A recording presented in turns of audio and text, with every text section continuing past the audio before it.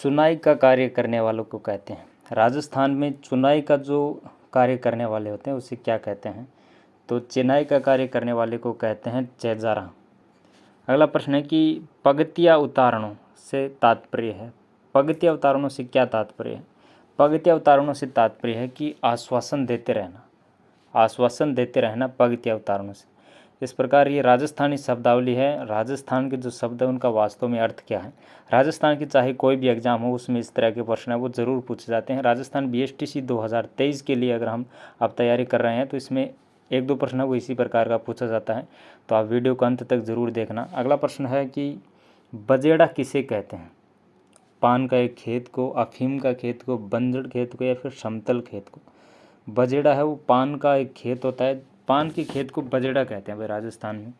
अगला प्रश्न है कि बटेवड़ा किस बटेवड़ा है वो किस काम आता है? बटेवड़ा है वो किस काम आता है? बटेवड़ा क्या काम आता है?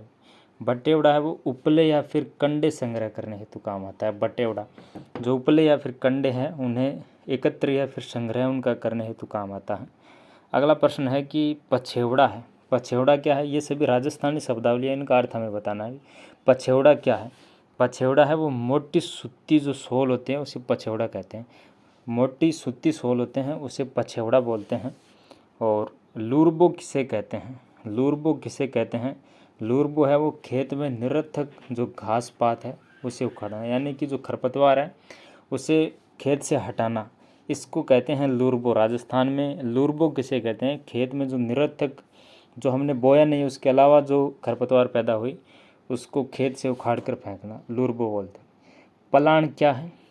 पलाण भाई क्या है? पलाण, पलाण है वो ऊंट पर रखी जाने वाली काठी है। पलाण क्या है? पलाण ऊंट पर रखी जाने वाली काठी है।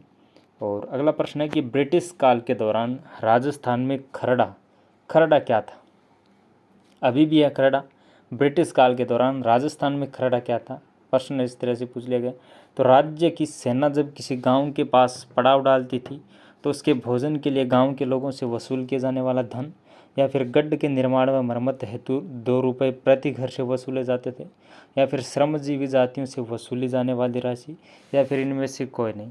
तो खरड़ा क्या है? ब्रिटिश काल के दौरान खरड़ा क्या था? ब्रिटिश काल के दौरान खरड़ा बोलते थे जो श्रमजीवी जातियाँ थी उनसे वसूली जाने वाली राशि। वैसे खरड़े का अलग भी अर्थ होता है, लेकिन ब्रिटिश काल के दौरान खरड़े का यही तात्पर्य है, खरड़ा श्रमजीवी जातियों से वसूली जाने वाली राशि। अगला प्रश्न है कि राजस्थान में पावड़ा का मतलब क्या है? पावड़ा, पावड़ा का मतलब है राजस्थान में लोक कथा, लोक गाथा है उसे पावड़ा बोलते हैं, लोक गाथा को पावड़ा। अगला प्रश्न है कि आड़तिया, आड़तिया क्या है? किसान, डाकू, दलाल या फिर गाय। जो दलाल होते हैं उससे आड़तिया, यानी कि जो बीच का होता है सौदा करने वाला उसे बोलते हैं आड़तिया। दो लोग जो आपस में सौदा कर रहे हैं उनके बीच में जो होता है उसे दलाल बोलते हैं आम भाषा में, उसे राजस्थान में आड़तिया भी बोलते हैं।